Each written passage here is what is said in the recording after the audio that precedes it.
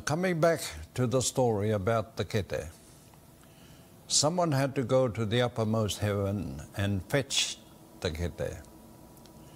It had to be another god who was favored by the gods in charge. And that was Tāne, who could collect them and bring them to the people. So he set out bravely to accomplish that great task. But it was never going to be easy, as jealousy was an emotion that also troubled the gods. Tāne's elder brother, Whiro te Tipua, or just plain Whiro, thought he should be the one to do that.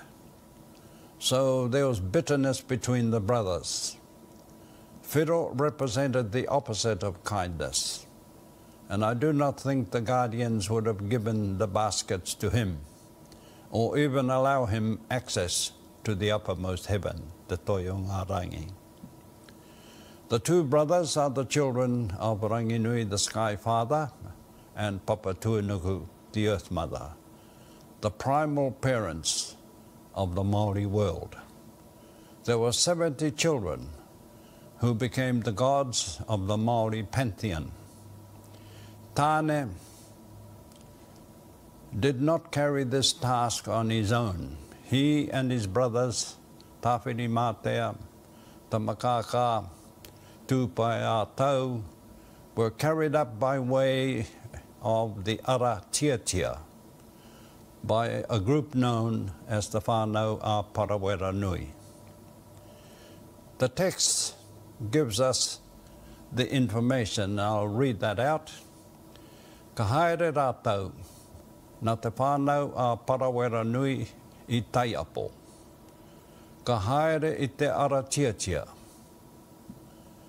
Meaning they went on their way, carried by the whānau or family called the whānau, the family of Parawera Nui, by the pathway called Te Ara Tiatia.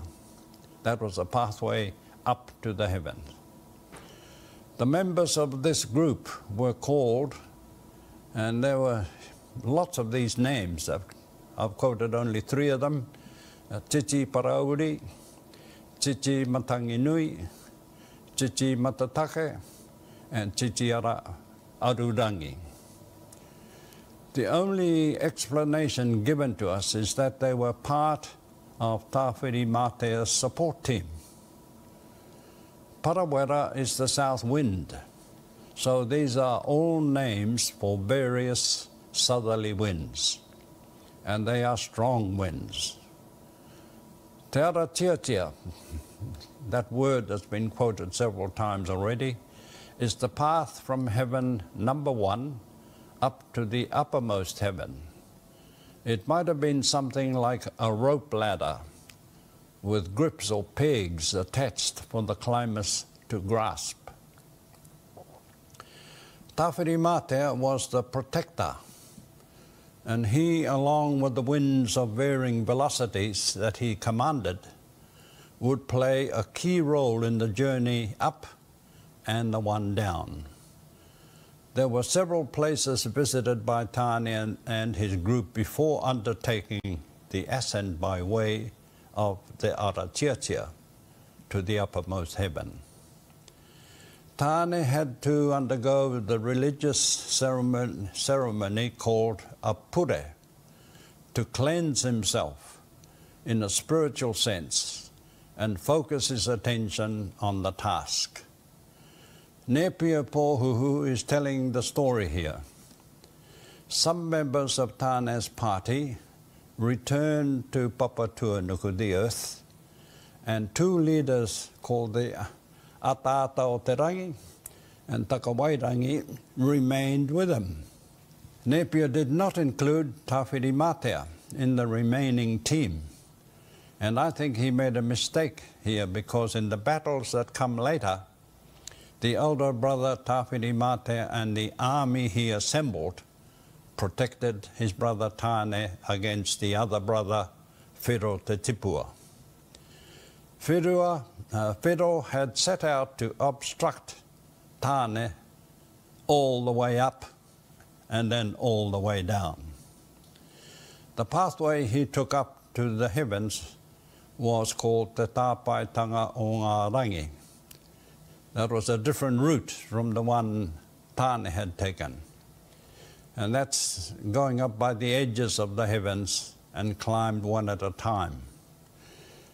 Now, he had reached the first heaven, called Ranginui. And then he'd got up to the second heaven, called Rangitamaku, where he found out that Tāne had already gone further up. So he pursued him to Rangiparauri, the third heaven. At that point, he was advised to give up his quest, but he ignored that advice. Whiro then sent an army of insects belonging to a group called the Tinio Poto to fly up and harass Tāne.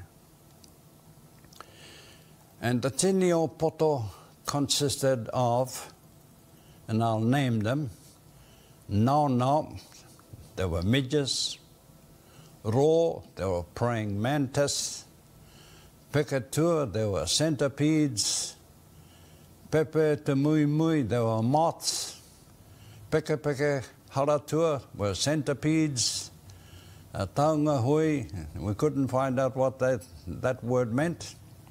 There were Kea, which is a mountain parrot; there were Kerangi, harrier hawks; there was Kārearea, bush hawks; and Peka, there were bats; and then Popo, there were ants. So that was the army. Then their task was to strike and make Tāne bleed so much that he would die. This army went up the heavens, and at Tiritiri Orangi at heaven number 11, they at last caught up with Tāne.